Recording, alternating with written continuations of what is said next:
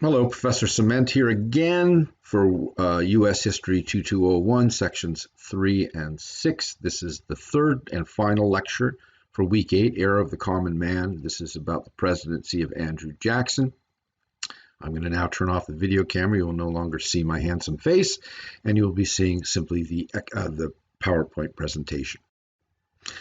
So in this discussion, this final lecture of the week, we are going to examine who this guy Andrew Jackson was, why he is so important, how he harnessed the new political party system, the new massive voting that we talked about in the previous lecture, how he used that to gain power, and how he sort of benefited from that, and then how he utilized that to achieve his policy aims, and why Andrew Jackson is considered the first great populist politician in America. We're going to take a look at then what is a populist and what is populism. And then how did Jackson's, and then we're going to take a look at two of the most important things he did during his presidency. How did Jackson's decision to veto the rechartering of the Bank of the United States, sounds like a very dry topic, but it was actually quite a heated political topic at the time, the most heated political topic of his administration, and how this reflected his populist instincts. And then we're going to take a look at something else that also reflected his populist instincts, passage of the Indian Removal Act, and then his use of the Indian Removal Act to actually remove the Cherokee people and other of the so-called 5 civilized tribes of the Southeast, how he was able to move them out of places like Georgia, Kentucky, and Tennessee, where people were, in Alabama, where white settlers wanted land, and how he used that to force the native peoples of that region, the so-called 5 civilized tribes, the Cherokees and others, and how he forced them to move west. And with the Cherokees, of course, in the very tragic and brutal campaign of removal, of ethnic cleansing, essentially, that you watched in that film last week, how he removed them how they forcibly removed them out of the region. So who was this guy, Andrew Jackson? Well, he was, as the text says, he was the first president who did not come from either the Virginia planter aristocracy, people like Washington, Jefferson, Monroe, and Madison, or from the very elite Adams family of Massachusetts, the father John Adams and the son John Quincy Adams. He was the first man from outside of that kind of privileged circle of people. He kind of came from very humble roots. He was an orphan. He actually got adopted by a relatively well-off planter who helped set him up in life, but he came from very humble origins. He was not very well educated. If you read the stuff he wrote personally, his letters are full of misspellings and all that kind of thing. He wasn't a very well-educated man, but he was a self-made man. He ended up speculating in lands, becoming a wealthy planter in Tennessee. He became a war hero. He was won the Great Battle of New Orleans during the War of 1812 against the British. He was also a well-known, and today, of course, would be a much maligned fighter of Indians in various conflicts. He won the presidency in the election of 1828, and this followed the election of 1824. The previous election he had run in. And in that earlier election, 1824, which he lost, many of his supporters, and he had widespread support, felt that he had been cheated, that the election had been stolen from him. So what had happened in that election, there were about four major candidates running. There were a number of political parties that had emerged in that period. But Jackson had when the election was over, Jackson had the largest share of the Electoral College vote, as well as the popular vote. But of course, we know under the Constitution, it's the Electoral College that determines who the president is. And he had won a plurality, that is the most votes in the Electoral College, but not enough, not a majority, to outright claim the presidency. And so under the Constitution, when that happens, and it's happened, that's, I think, the only time it's happened in American history. I have to check my notes on that, but I think it's the only time. It was thrown into the House of Representatives. And in the House of Representatives, what happens is each state gets a single vote to determine who the president is. And when it was thrown into the House of Representatives in 1824, one of the other candidates, a man named Henry Clay, who did not care for Andrew Jackson's kind of populist, attitudes, which we're going to talk about in a minute. He saw Jackson as kind of a dangerous rabble rouser, saw him as a kind of a dangerous demagogue, somebody who kind of roused the coarsest instincts of the common man, of the mob. Decided to throw his supporters to John Quincy Adams from that elite Adams family in Massachusetts, the son of John Adams, the second president of the United States, and throw his votes to him, and therefore put John Quincy Adams over the top and giving him a majority of votes in the House of Representatives, making him president. But again, you can imagine that Jackson's many supporters felt that it had been cheated. And so when he ran again in 1828, again this time against Adams again, he won won an outright majority in the Electoral College and was elected, and he would serve 2 terms in office from 1829 to 1837. And these 2 depictions sort of capture the different views of Andrew Jackson. On the left, you can sort of see how his admirers saw him as a great war hero, a man of the people. And then on the right, what many of his detractors, his enemies, saw as a man with great pretensions to overwhelming executive power, who they called King Andrew I. They saw him as a dangerous demagogue and, as a power mad and power hungry leader who did not really follow the Constitution. Jackson had risen to power in 1828. And the reason why he gained that electoral college majority was he'd risen to power through this new democratization of the vote to the propertyless white men, and through party politics. Indeed, one cannot understand the whole democratization process of the early 1800s without noting the rise of organized political parties. That is, when the vote was restricted to just political elites, when only a small part of the population could vote, those with significant amounts of property.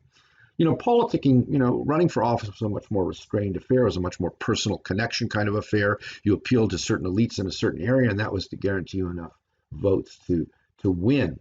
You only had to convince small numbers, and this is done more informally. But when the masses started to vote, when masses of white males started to be able to vote, you needed an organization that would be able to win over their votes in an organized kind of way, a mass sort of organization to get out the vote, to formulate a platform of political beliefs and policies, a platform that you would run on, and to win you office, you needed this organization called a political party. And this starts with the Democratic Republicans, the heirs of Thomas Jefferson, who believed in a widespread suffrage based on small farmers and workers and against the interests of the economic elites. Ultimately, their opponents would form a political party of their own, known as the Whigs, based on the British model, a party called the Whigs, who claim that they stood against this kind of mass democratization, that even though they kind of adopted its ideas and its methods, they were worried about the propertists passing all kinds of laws that might undermine, property rights and that sort of things. And they called themselves the Whigs in opposition to Andrew Jackson and his Democratic Republicans. So in a sense, and the Democratic Republicans, the people that Jackson, the party he kind of emerged from, that eventually would be called the Democrats, they would drop the Republican from their name. They stood against tariffs. They believed that, they saw tariffs as protecting the wealthy interests, manufacturers, and so forth, and they wanted to lower the price of imports for the common man depended on, farmers depended on. They wanted to have, farmers bought a lot of stuff and from overseas and wanted to make sure things were cheap. They didn't want to have high tariffs that served the interests of economic elites. They were against a central bank known as the Bank of the United States. We'll talk about that more in a minute. They did not. They sought lower taxes, less federal authority. They believed that that giving more power to the federal government only enhanced the economic power of elites. So it was kind of an anti-elitist party because it. Basically, a lot of people in the Democratic Republicans were either, people with very little property, no property, and also people who were on the make, people who wanted to make their fortune. And they saw a lot of the institutions of government, like the Bank of the United States, as serving the interests of those who were already wealthy. And they saw it as exclusive and elitist, and they wanted to undermine it. And Jackson stood for them, and that's why he got their support through the Democratic Republican Party, which organized these elaborate and very, sort of populist campaigns for him, and ultimately put him in power as president. Now, Jackson, who serves, as I said, who served 2 terms from 1829 to 1837, represented these people. He is their tribune. He was derided by his opponents as a demagogue, someone who appeals to the baser instincts of the common man. But Jackson, was in fact a populist. In fact, the first great populist in American history, even though the term itself hadn't been invented yet, the term populism as a political term did not really emerge until the 1880s and the emergence of a party named the Populist Party. So what is a populist? And I've put down some definitions here. The dictionary definition, of course, is a person, especially a politician. And I'm going to use another definition here that you don't see on your screen, is especially a politician.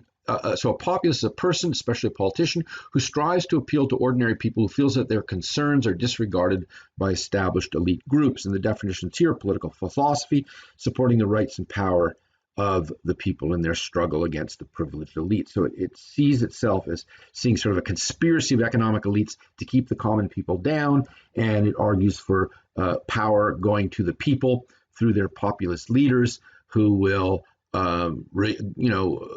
redress the power of the economic elite, and turn it more over to those who are at the bottom of the economic ladder and those who are striving to move up the economic ladder.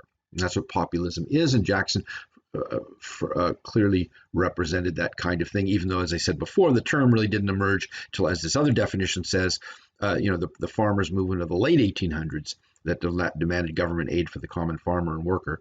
But this term populist can be used sort of retrospectively or anachronistically for Jackson, because he certainly fit the model of a populist. And let's examine what populism means through what Jackson did. And we're going to take a look at 3 of the most important events of his presidency. The third event of his presidency, which we're not going to really talk about too much, was something called the nullification crisis, when South Carolina, in a kind of a foretelling of its move to secede from the Union in 1860 and precipitated the Civil War.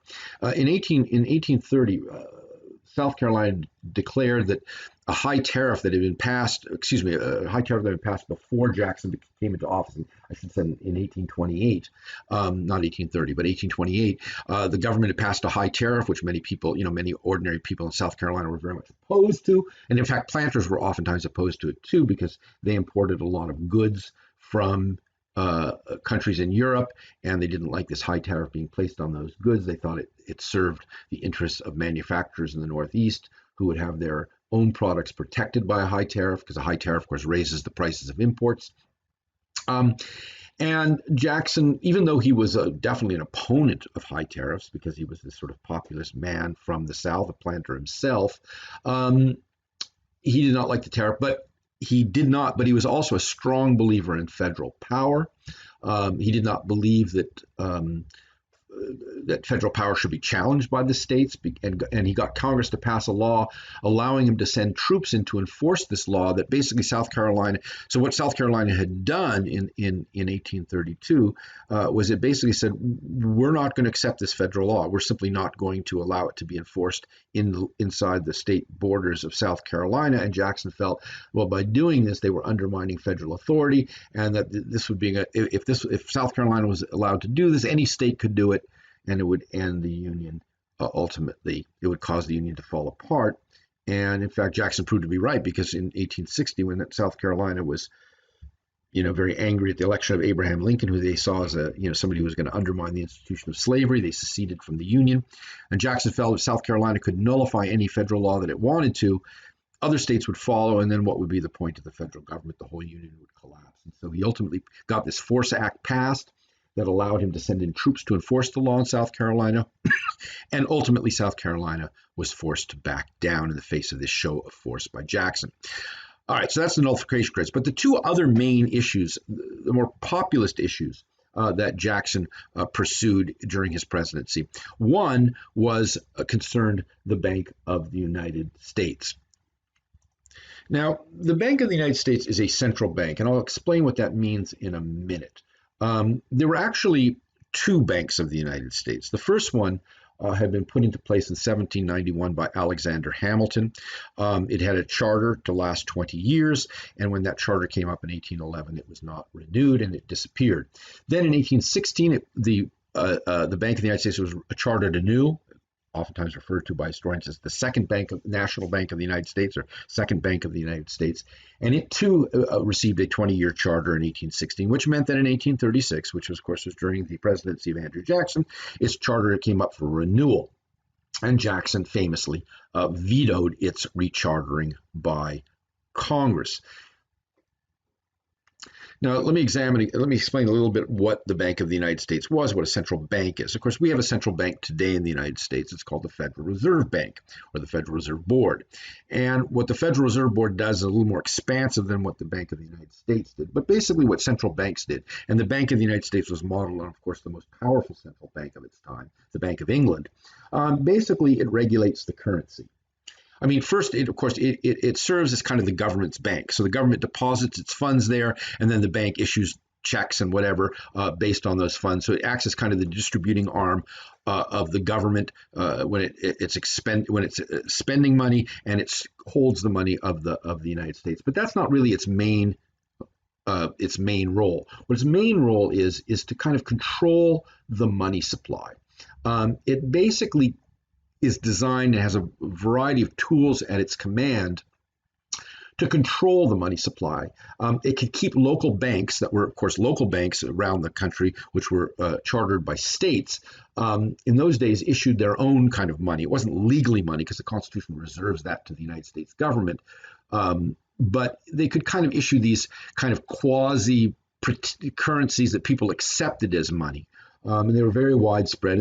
And the fear was, of course, if all these banks issued all this money, you'd promote inflation, you'd undermine the value of currency, and this would help debtors, and it would help the poor more than the rich, because those who have money would see the value of that money go down. And so the Bank of the United States was chartered to kind of keep things under control, to kind of create steady, stable economic growth. But ordinary people saw this as an elite institution. An institution controlled by economic elites who wanted to keep ordinary people down. They wanted to keep their own control over the money supply, keep the value of money high, so that the value of the money that they owned would remain high. And so they, there was a view that this Bank of the United States served elite interests. And many ordinary people, they wanted to buy real estate, they wanted to invest and speculate in Western lands, they wanted to start businesses, and they wanted a free-flowing money to be able to do this. They needed lots of, and they liked the idea of local banks being able to issue all of their own currency, because that made money more free-flowing. Of course, it also made for greater economic volatility. And in fact, when Jackson destroys the Bank of the United States, as we're going to talk about in a moment, it releases this vast flood of money, which ends up leading to this mass expansion of speculation that leads to a great crash in the value of property, because as you expand the money supply and property values start going up and up and up, eventually the bubble pops. And the destruction of the Bank of the United States, and there are other factors involved, which I can't really go into here, leads to a terrible depression in the late 1830s. But that's something a bit in the future from what we're talking about now. So what a lot of people saw, a lot of ordinary people, Jackson supporters, and Jackson himself saw that the Bank of the United States was helping the moneyed aristocracy, as they said. The moneyed aristocracy is represented by people like John Quincy Adams, who Jackson, of course, had ultimately defeated for the presidency. And so Jackson basically issued a veto of the rechartering. As I said before, the bank was going to be rechartered to go to another 20 years in 1836, and Congress had passed a law to recharter the bank, to let it continue in its operation. And Jackson, of course, vetoed it. And in some ways, just the veto itself, never mind the issue of the bank itself, was an extraordinary move by Jackson, one that his enemies saw as him becoming King Andrew. And I'll explain that right now. presidents prior to Andrew Jackson had issued vetoes. And we all know, of course, we should back up and say, we all know that one of the checks and balances within the Constitution is that the executive, the president, can veto legislation. In other words, Congress can pass a bill, and it goes to the president's desk, and the president can say, no, I'm not going to sign it, and it's not going to become law. And then, of course, Congress, as another check and balance, Congress, with 2/3 of the vote, could override that veto and make the law go into effect. So anyways, presidents prior to Jackson had issued an occasional veto, but they had always done it in a very limited way and based on a very strict interpretation of the Constitution. Basically, the only time presidents had ever vetoed stuff prior to Jackson was because they felt that Congress had passed a law that did not fit in with the Constitution, that it violated constitutional principles. And as you read in the veto message, I had you guys read, Jackson does cite that as a reason right off the top. He says that he says that the Constitution, and this is that strict construction of the Constitution we talked about. We're talking about loose and strict interpretation of the Constitution. In other words, loose interpretations say, well, the Constitution talks about the general welfare of the people, and that allows the federal government to do kind of anything it wants that it sees as promoting the general welfare of the people. And strict construction is said, well, unless the Constitution explicitly gives Congress that power, that should be left to the states.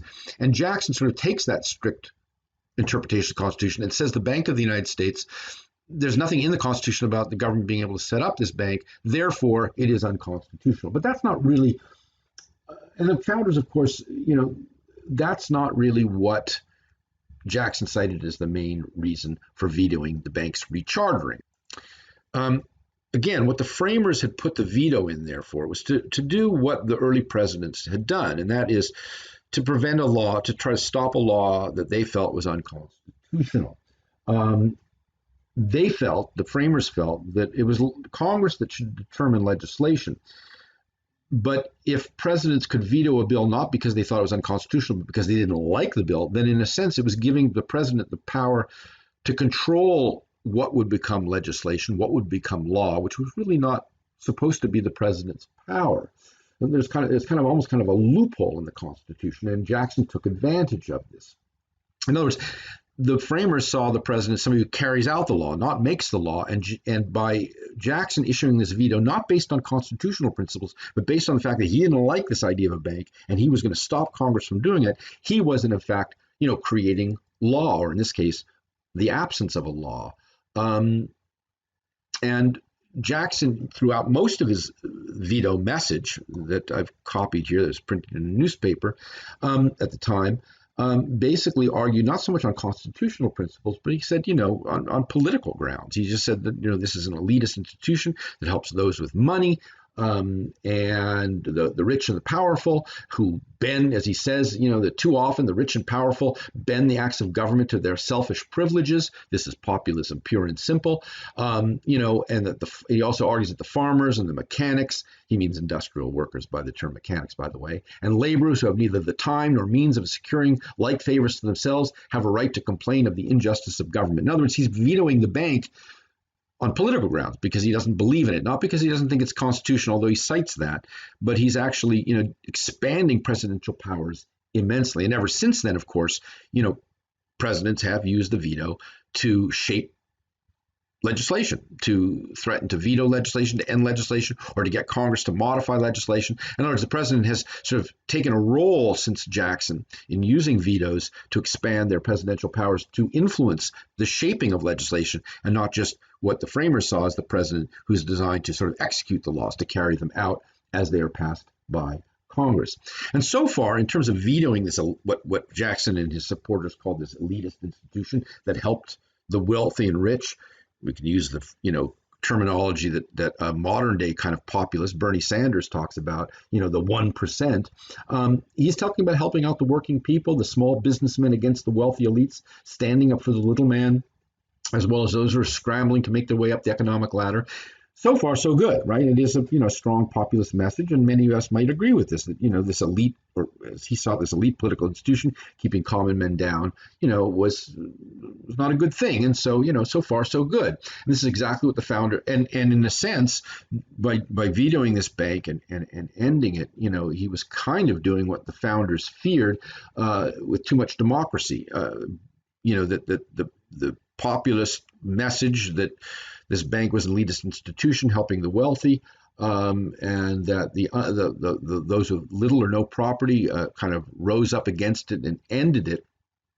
There was too much democracy, and it also kind of would have worried the framers that the president was, taking all this power onto himself and kind of becoming a little too powerful and overwhelming the checks and balances the framers had put into the Constitution. So in some senses, many of us might agree with his decision to veto the bank, that it is a populist message to serve ordinary people. But the other great sort of action of his presidency, the Indian Removal Act, was something very different indeed. And we're going to take a look at that now. So with the Indian Removal Act, here the common man, the common white man, the men on the make, the men trying to rise up the social ladders, people speculating in Western lands, trying to make money that way, trying to get ahead against the established economic elite. Those looking to make their fortunes, for example, in gold, in mining gold that was discovered on Cherokee land. They turned their anger not against the economic elites of the country, but of a minority of people, not the wealthy elite, but the Cherokee Indians, sort of, this minority group that was sort of, that they saw as beneath them. Now, I don't want to repeat all this stuff in the film about how the Cherokee had made themselves into model citizens, and how in their appeal that you read, they say they have a perfect and original right to remain on the land of their farmers. White settlers wanted their land. Ordinary, the ordinary populist, the ordinary masses of white men with little or no property who wanted their land to improve their economic condition. And Jackson saw himself as a tribune of those people. He was also, very much a racist, an anti-Indian racist.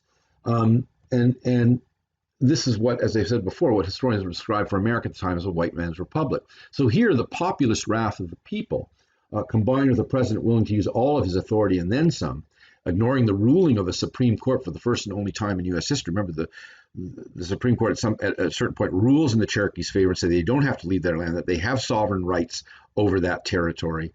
Ultimately, they get the Supreme Court rules in their favor, and Jackson basically says, well, I don't care. The Supreme Court can rule whatever it wants, but I'm not going to enforce their laws. Let them enforce it. This is the first and only time in U.S. history that a president has ever ignored a Supreme Court ruling.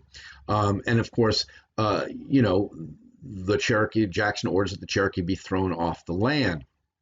And it does it with so little concern for their well-being, since after all, they are nothing but Indians. And again, the Cherokee had turned themselves, from a tribe into a nation. Now, a tribe is a group with a cultural affinity, shared customs, and a loose territory that they call their own. But they do not have a single sovereign government like a nation state with a supreme authority over a very specific territory and everybody in it. But the Cherokee, recognizing that they were to survive as a people in this new world dominated by the white man, they had to transform themselves economically, socially. Remember, they created their own written language, and also politically by creating a kind of nation state of their own, although one subject to ultimate federal authority because they were within the United States. They sort of transformed themselves from a sort of that loose identity of a tribe into a formal community known as a kind of with a government of its own. But it was not enough, even though they kind of they adopted the white man's ways. They became what was called one of the five civilized tribes of the Southeast. But again, it wasn't enough. For whites did not consider them equal, and they wanted their land. And ultimately, through their president, who they claim represented the common man, they were able to attack this minority that they saw as inferior to them and oust them from their land in a terrible, one of the great tragedies, one of the great crimes in American history, the Trail of Tears, which you, of course, learned about in the film. So here we see that democracy has been spread far and wide in the first 50 years of the Republic in these in this last couple of lectures. And then the people are able to have a much more direct say in their democracy, and they elect a president and Congress who will do what they want. But what they want sometimes is turned against the economic elites, as in the veto of the Bank of the United States. And that's how Jackson and other populists of the new political party sort of saw themselves, as fighting this kind of economic elitism. But then with the Indian Removal Act and the Trail of Tears, it is turned against those who are not considered citizens of America, who are not considered equals, who are not considered part of the imagined community of America. Those who are considered beneath the white men, the Cherokee Indians, who are forced off the land they had been living on for hundreds and hundreds of years. The lands that they considered had been given to them by their creator. And it's kind of interesting. I just want to bring it up to date, something from today, to talk about something from today. You know, Donald Trump has always said that the past president he most looks to for guidance is Andrew Jackson. And in fact, when Trump moved into the White House back in January 2017, every new president sort of decorates the Oval Office the way he wants it. He placed a portrait of Andrew Jackson in a very prominent place, so that every time there was a photo op, you could see Andrew Jackson's portrait behind him. And the question is, why do you think that is? Why would Trump, who many people sort of see as a kind of a populist or maybe a false populist today, why would he look to Andrew Jackson as his role model for the presidency? What does the Indian removal tell us about Trump's attitude towards immigrants today? Or claims that he is going after the economic elites who have signed trade deals that have hurt American workers and that sort of thing. So it's kind of curious that this first American populist is sort of informing our current president, who kind of sees himself as a populist. Whether he is one or not is a subject for another discussion. That's not really part of this course. So next week, we will turn to another aspect of American life in this period, the beginning of industrialization. All those factories where those mechanics and laborers Jackson spoke of are increasingly employed. And this will be in our online lecture next week. We're going to be, as I said before, I'm going to be sending instructions this weekend on how to access Zoom and how to tune in for the lecture, which will be on the day and the time when we normally meet. So right now, I would like you to stay tuned. I'm going to put up the last questions for the quiz. Once you've answered these, you will have a complete document of 10 questions that you will then submit to me by this Sunday. So good luck, stay safe, and we will meet in real time on Tuesday, 4 o'clock for my 2201.6 class and 7 o'clock for my 2201.3 class. I will talk to you then. Bye-bye.